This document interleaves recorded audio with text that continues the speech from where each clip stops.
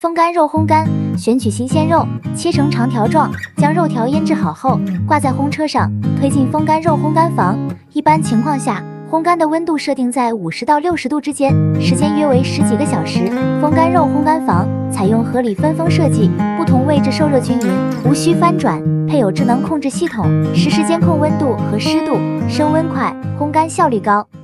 风干肉烘干房现场实拍，大家看到的这套烘干房能放18个挂式烘车，装1.3吨的货。先把腌制好的风干肉挂在烘车上，推入天然气烘干房。